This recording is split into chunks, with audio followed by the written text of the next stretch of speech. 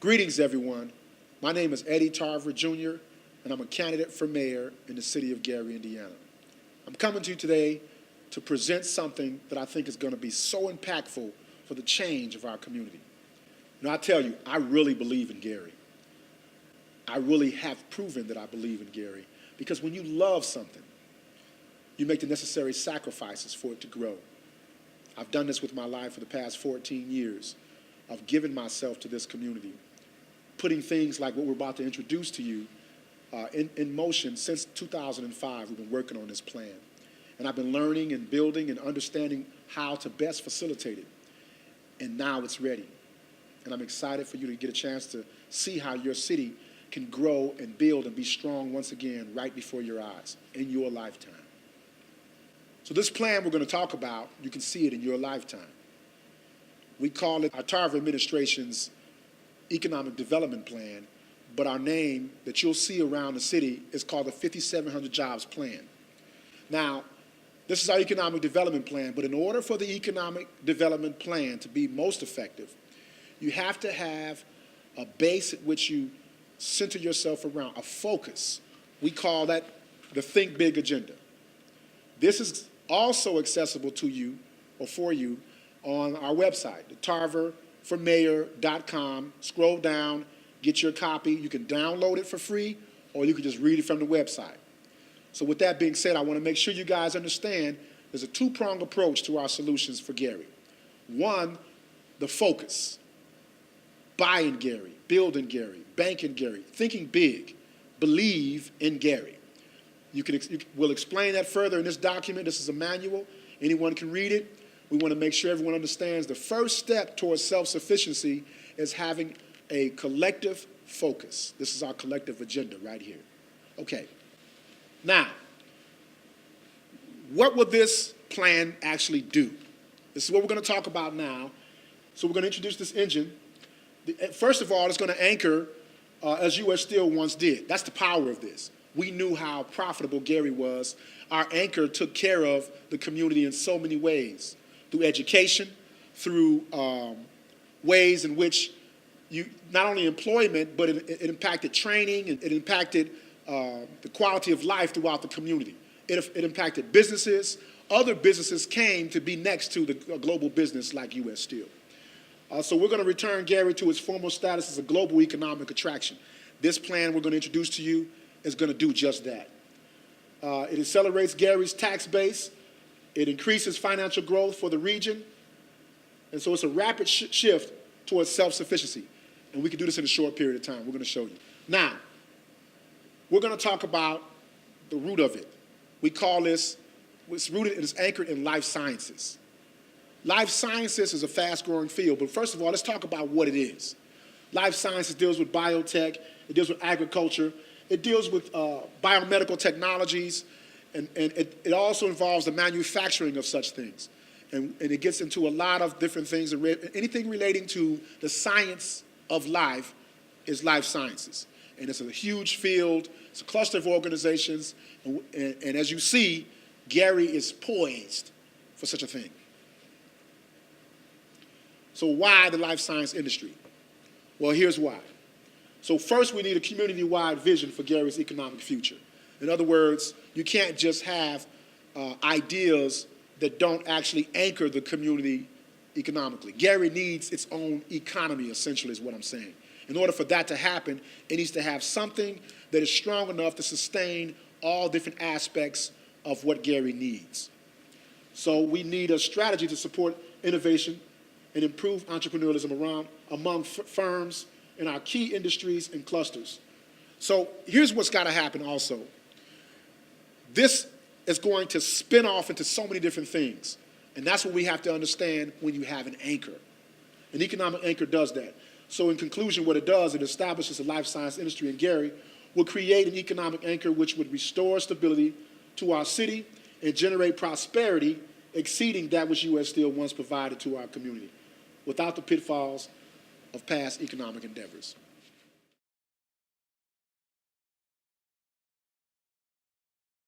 So we're going to follow the research.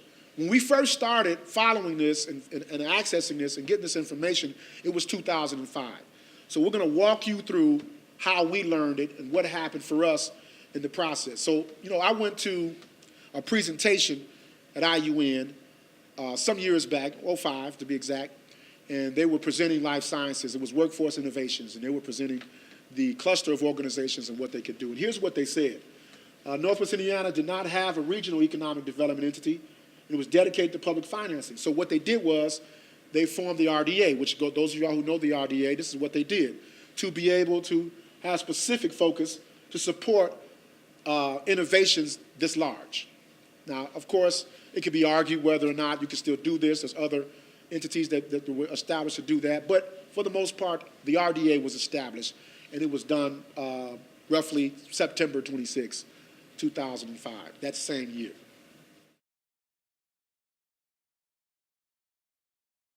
Now, life science industry in 2007. So we kept following the research, and it was growing.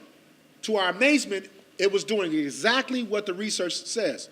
As a hobby, I do research, and I follow research especially, that's being discussed in my community or about my community. And one of the things they said that I thought was very interesting was the future of what was going to happen. So I stayed connected to this because, once again, as we talked about this, I love my city. I love my community.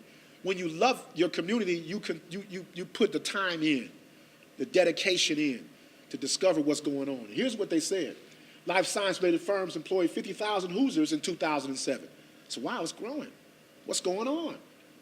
So at that time, it represented 1.7% of the total employment.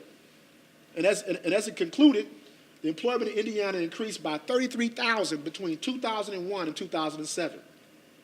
Now, so we talked about this plan as being the 5,700 jobs plan. But here it says, meanwhile, life science employment expanded by 7,600 jobs, representing 23% of Indiana's total job growth over that period. And it still kept growing. By the time 2007 concluded, the annual wage was, typical life science job was $82,000 a year. And as we went further, in Indiana, the life science job more closely resembles a national average than average Indiana jobs in 2007.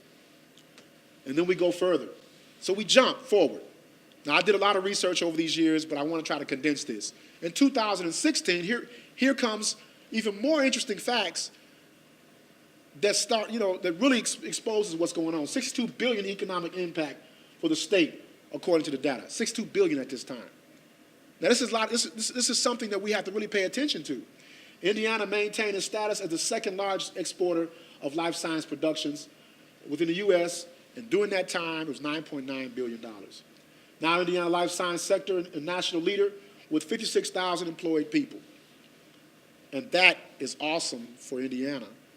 But then we're going to show you how Gary gets in on this.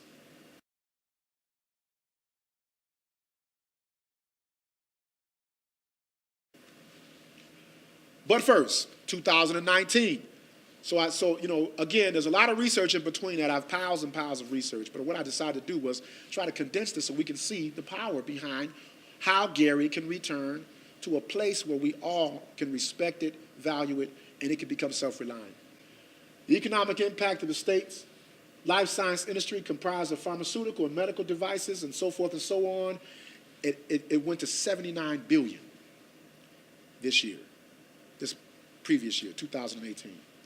This is the report.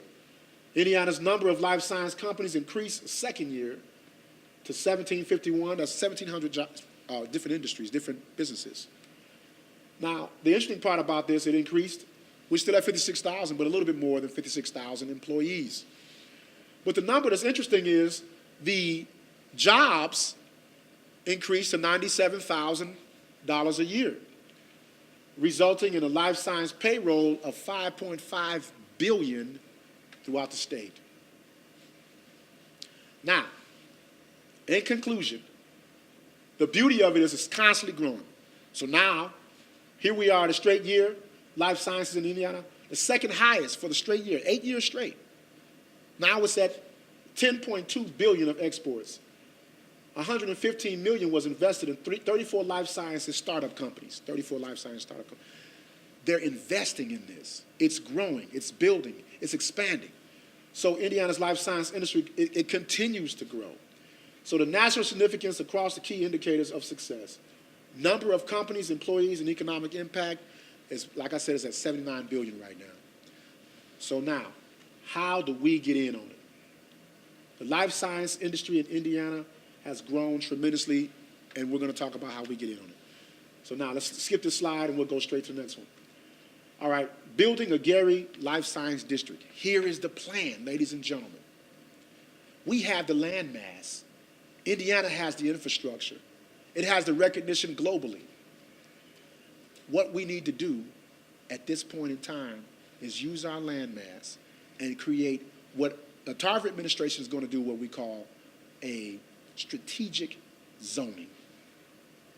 Strategic zoning works in with a plan that shows you how to use every inch of your land mass. When people are in on the plan, they can feed and fuel this community. But first there has to be one. So a life science district that will encompass the various different industries or entities in this cluster of organizations within life sciences. And the beauty of this is that we can designate an area. Within that area, we're going to create the incubators necessary for the business, but more importantly, it's going to impact the residential, and we're going to create a business sector or cluster around it, the life science district. So we set these business corridors up around it.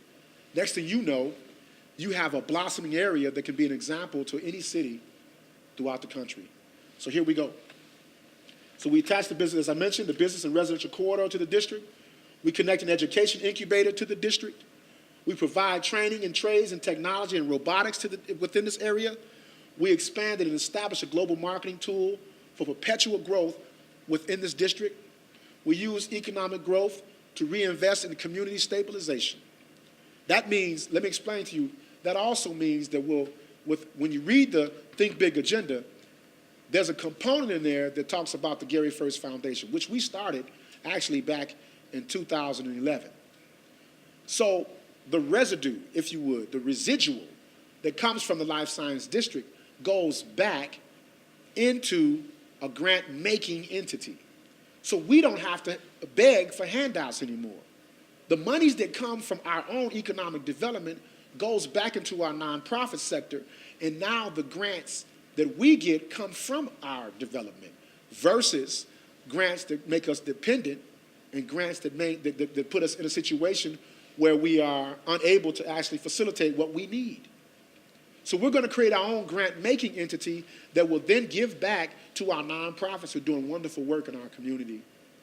We're going to set this up where we become genuinely self-sufficient, truly self-sufficient. So Gary's life, what is the effect? What happens when we do this? So we've done this, as I said, over 14 years. And the strongest, the most surefire way to rebuild Gary is this plan. New advancements in educational institutions are likely to occur after introducing a new industry that offers prosperity and encourages learning. It also provides hope for the children from low-income families through increase of household income, rapid environmental transformation, and engaged schools. Again, you connect the schools to the opportunity. We have another component altogether called College Village. We worked on that years ago. We have renditions for that from architects and that sort of thing where we're going to connect this. When we do our strategic zoning, we designate these areas to be able to fuel our new anchor. And our new anchor fuels it in exchange. We become genuinely self-sufficient. The $79 billion that are already there, we simply just get a piece of it. It's already happening without us. All we have to do is tap into it and utilize it by strategic zoning. That's what we're going to do. Ultimately, Gary's success becomes an example and a model for other similarly distressed communities, just like Gary. This is what we do. I'm very excited to show this. These are our sources. Those of you who want to get more information on that, let me just share this with you in closing. I think in order for someone to run for mayor, of the great city of Gary, Indiana. That love that we hear everyone saying that they have should have been or should be seen and shown through what they've done before running for office, not once they get there, because that's not genuine. It's not genuine because it has not been tested. It has not been proven to be the love that you expect. Love is through good and bad. Love is through trial and error.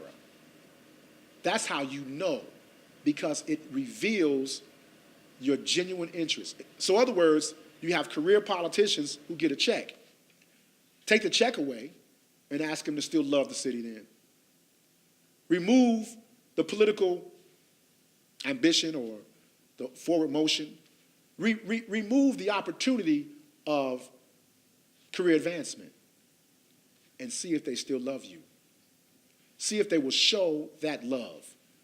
You know how we know this is not true, that they don't have it? Because they didn't do it beforehand. They haven't done it.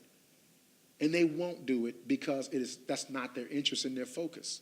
It's time for us to remove that out the way, bring to City Hall a power base that is about you, been developed for you, and that will be facilitated by someone who genuinely loves. Thank you.